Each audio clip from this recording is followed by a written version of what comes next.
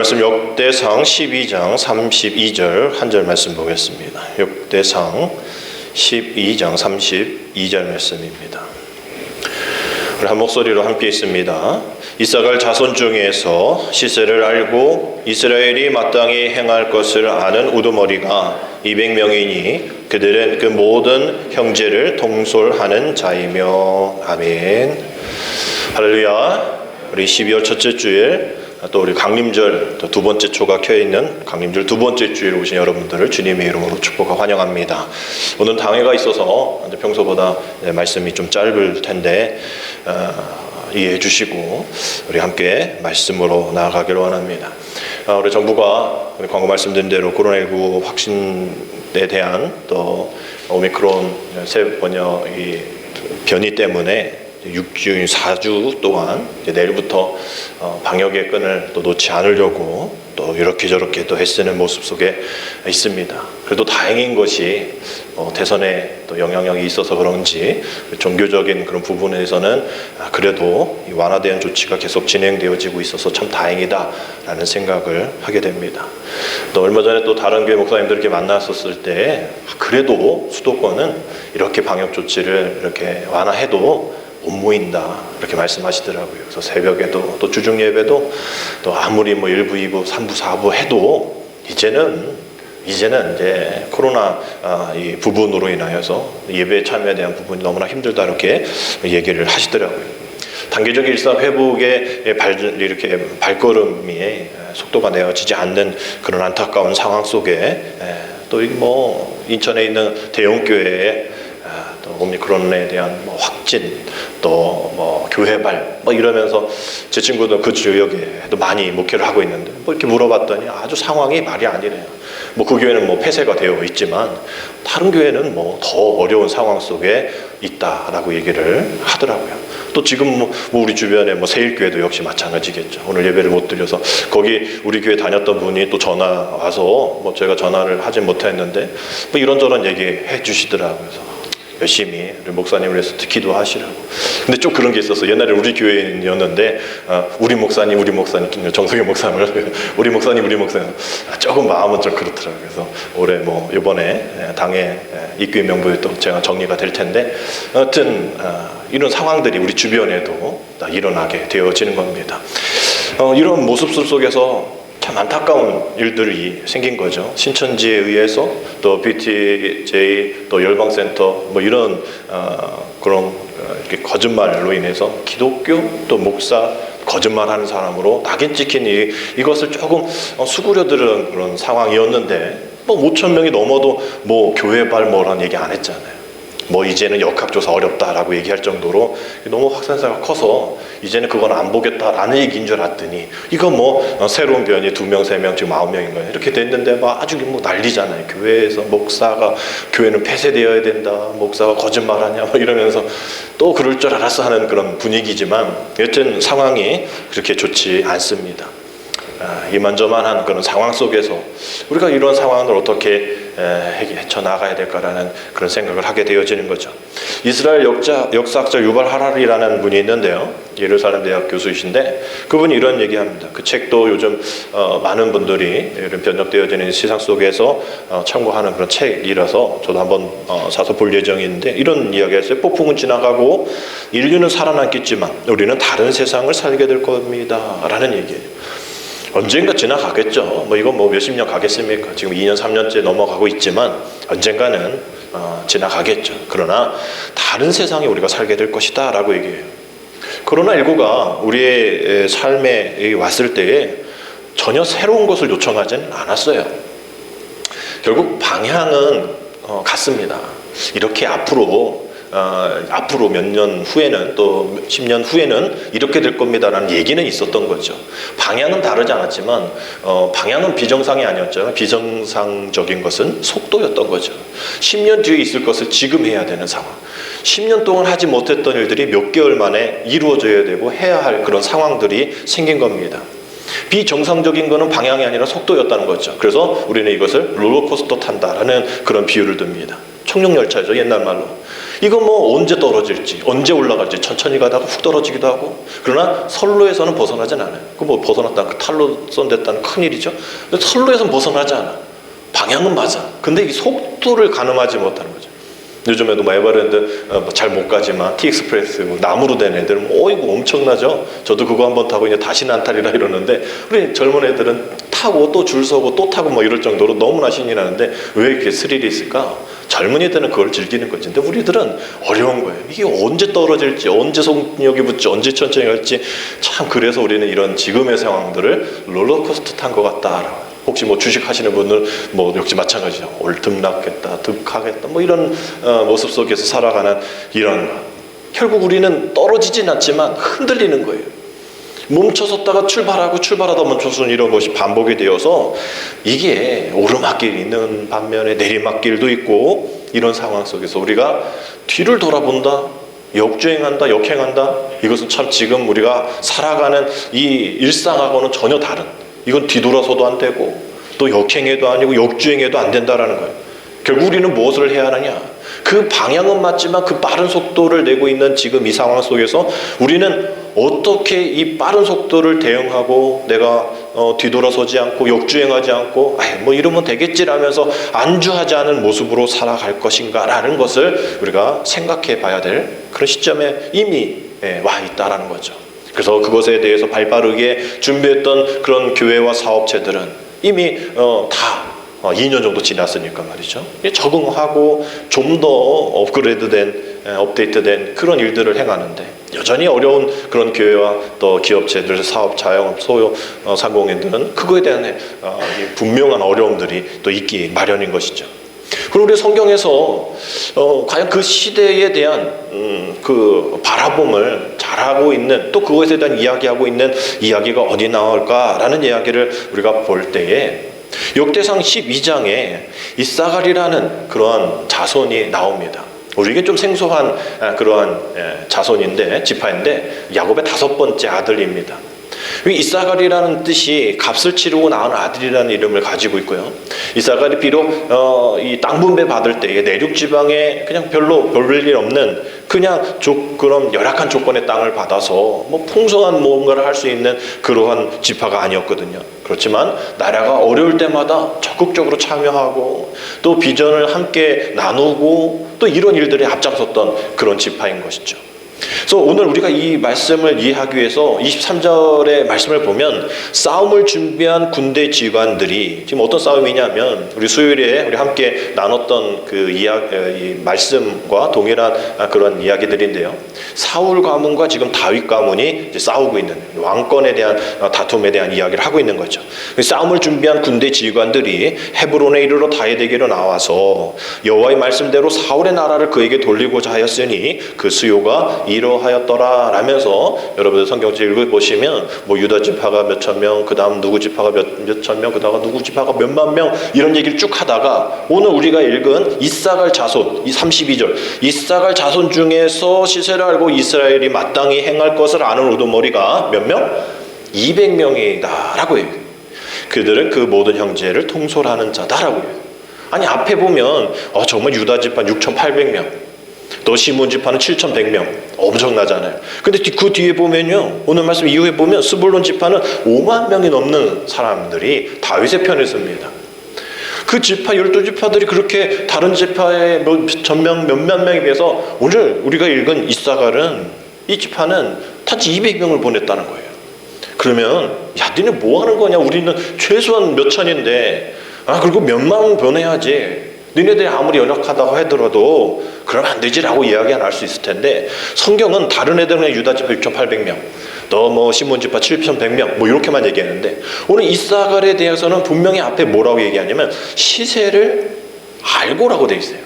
이사갈 자손 중에 200명이 아니라 시세를 안다. 그래서 우리가 뭐 시세를 안다라고 하면 뭐 땅값, 뭐 집값 시세 뭐 이렇게 생각하잖아요. 뭐 몇 평에 얼마, 뭐 이게 요즘 시세야, 뭐 우리가 그렇게 생각하는 그 시세인데, 이게 이제 뭐 사전적인 의미이겠죠. 근데 오늘 성경에서 그 시세는 그 얘기가 아니에요. 오늘 이 시세라는 이 단어 이렇게 잘 보면 영어로 보면 understanding of the time이라고, 그 시간을 이해하는, 그 시대를 이해하는 그런 사람들이다. 그게 시세를 아는 사람이는 집값 얼마, 땅값 얼마가 아니라 이 물건 얼마, 뭐 시가 뭐 이런 게 아니라 이 시대를 이해하는 사람들. 그러면 어떻게 얘기할 수 있냐? 시대에 대한 분별력을 가진 사람들 200명이다라고 얘기하는 거예요. 근데 그 사람들이 그 사람 형제들을 통솔하는 사람. 그러니까 그 다른 뭐 지파들은 많은 지파니까 또 열악한 지파는 이사가리니까 뭐 200명밖에 못 보내지만 그 200명이 완전히 그 시세를 잘 알고 또 그 형제들을 통솔하는 지도자급의 사람인 것이죠. 그래서 결국 시대를 알고 그 시대에 맞게 마땅히 행할 바를 아는 사람들 200명을 보냈다라는 거예요. 결국 비록 적은 숫자이지만 정말 시대를 아는, 그래서 무엇을 해야 하는지를 아는 200명이 결코 작은 숫자가 아니다. 수천 수만 명과 동일한 숫자다라고 성경은 우리에게 얘기해주고 있는 것이죠.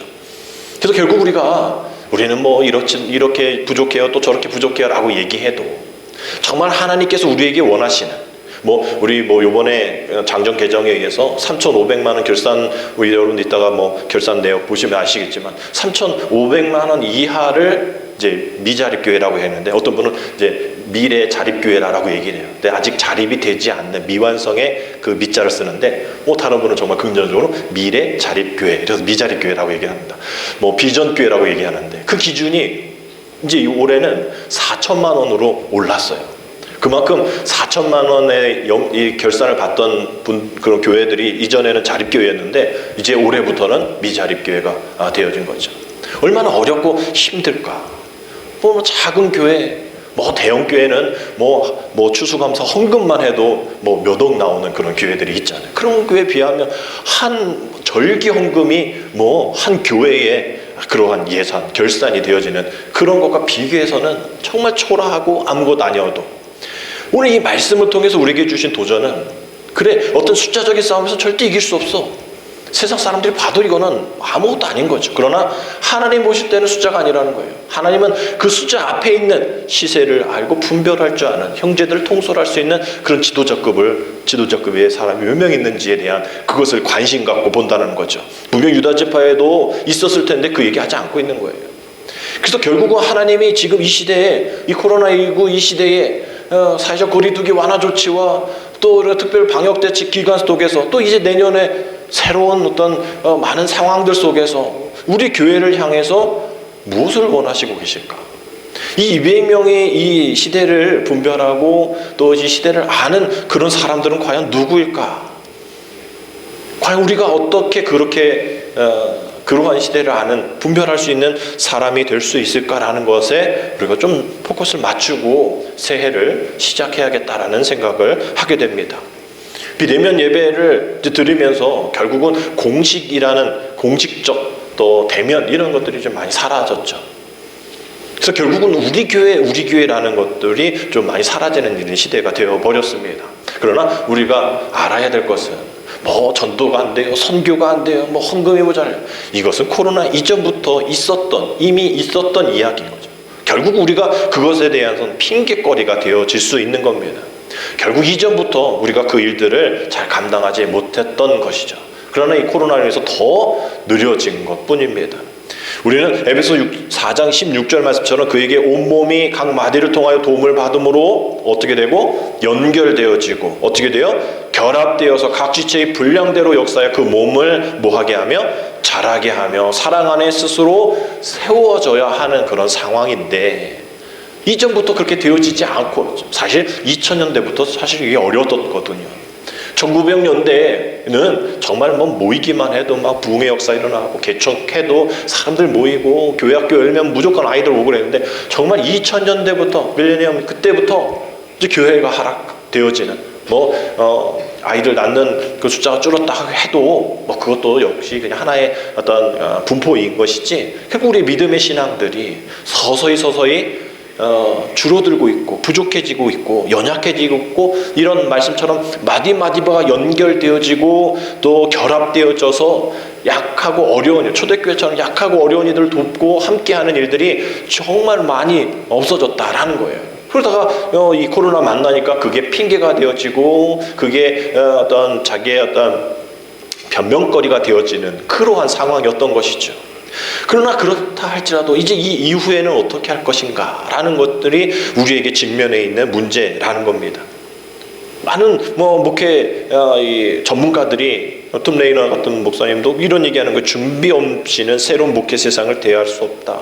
시대를 알고 준비해온 교회는 살아나겠지만 시대를 알지 못하고 준비하지 못한 교회는 도태될 것이다 라고 이야기를 하는 거예요. 결국 요즘에 목회 세미나가 많이 영상으로 비대면이기 때문에 영상으로 올라와서 저도 많이 영상을 봅니다. 참여하지 못했으니까. 우리 감리교에서도 지난달에 있었는데 제가 참여하지는 못했어요. 그 영상이 다 올라오니까 8번의 강의가 있어서 지금도 계속 보고 있고, 계속 그 8분의 강사 목사님이 하시는 얘기는 지금 우리가 변신해서는 안 됩니다.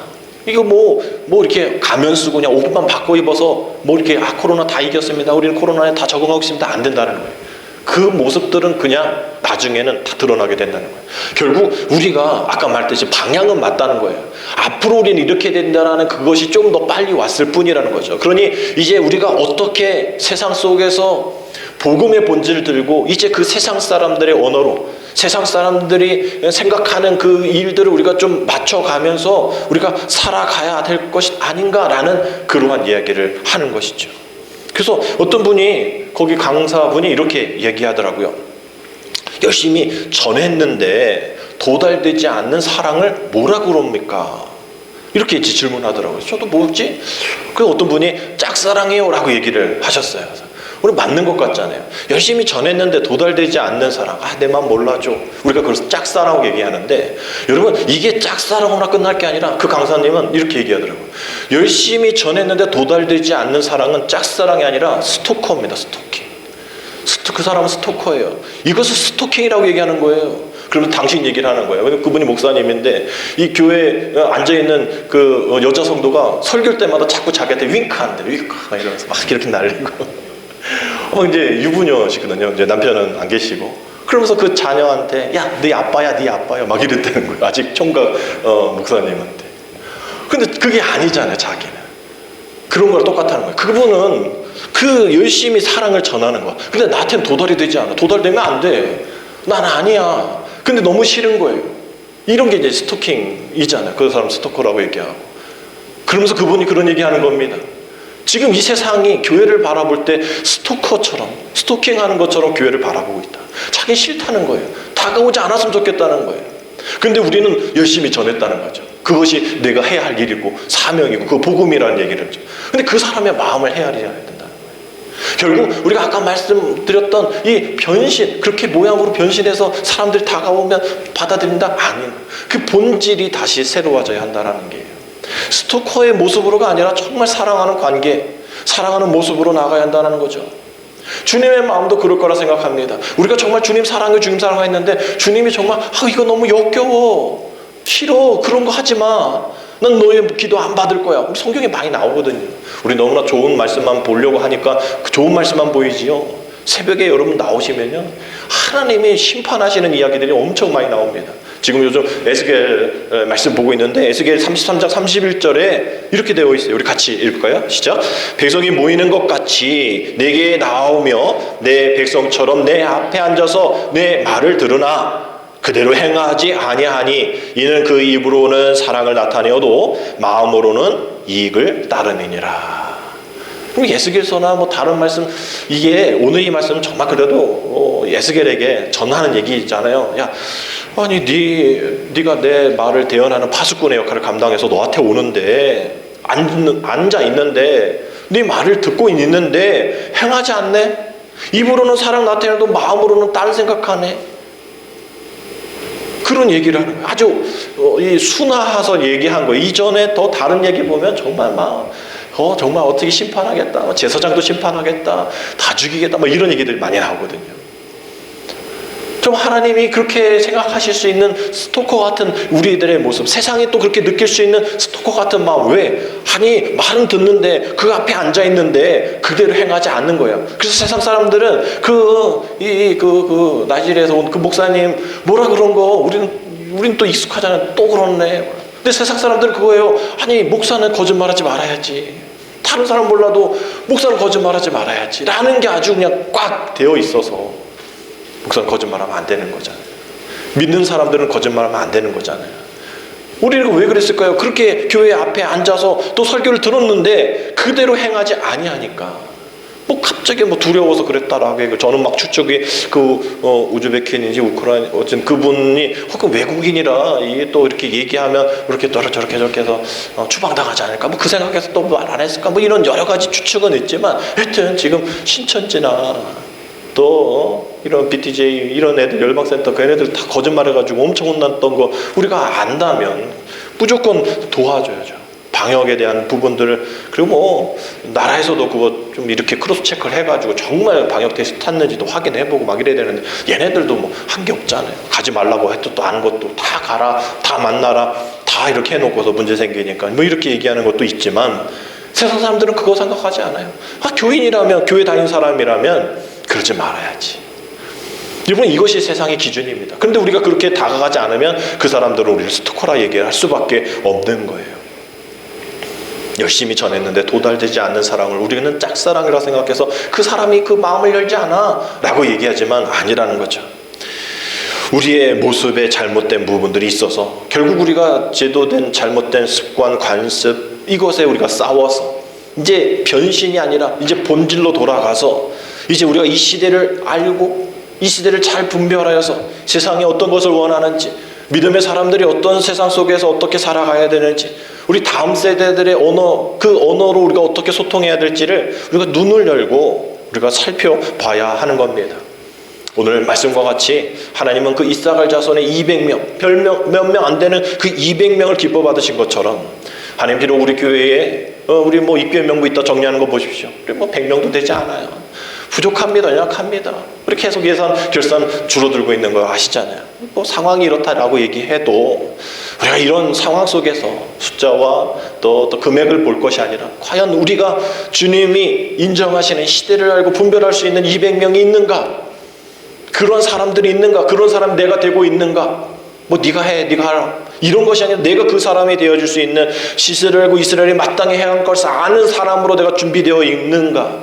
이 추수 때에 나를 사용하여 주옵소서, 나를 사용하여 주옵소서라고 얘기하는 이 시대를 이끌어가고 세상을 이끌어가는 리더들이 내 삶에 또 내 주변에 있는가? 우리가 이것을 잘 묵상하면서 살아가야 합니다. 이런 것을 우리가 준비하고 또 내년을 위해서 준비하면서 우리 당회를 이따 예배 후에 또 시작할 텐데 저와 여러분들이 모두가 다 이 일들에 앞장서야 될 사람이라는 거죠. 누군가 하겠지라는 수준의 교회는 아니에요. 우리는 분명히 정말 다른 많은 교회들은 그 할 수 있는 사람이 너무나 차고 넘쳐서 누군가 하겠지 하면 진짜 누군가 해요. 근데 우리는 누군가 하겠지 할 수 있는 인원이 안 됩니다. 여러분들이 하셔야 돼요. 여러분들이 애써서 또 복음 전하는 일에 헌신하는 일에 하나님 앞에 물질 드리는 일에 시간 드리는 일에 누군가 하겠지 하니까 여러분들이 하셔야 돼요. 제가 하듯이 여러분들이 하셔야 되고 여러분이 하듯이 제가 해야 되는 그런 상황 속에 있습니다. 이 일들을 위해서 함께 기도할 수 있도록 하나님 정말 이 세상을 이끌어가는 또 이 지역을 우리 교회를 이끌어가는 리더들 200명 허락하여 주옵소서. 아멘. 우리가 할 수 있어요. 하면 할 수 있는 거예요. 우리가 안 하니까 못하는 거예요. 누가 가장 전도 못하는 사람이에요? 말 못하는 사람? 성경 지식 없는 사람? 아니, 안 하는 사람이 제일 못하는 거죠.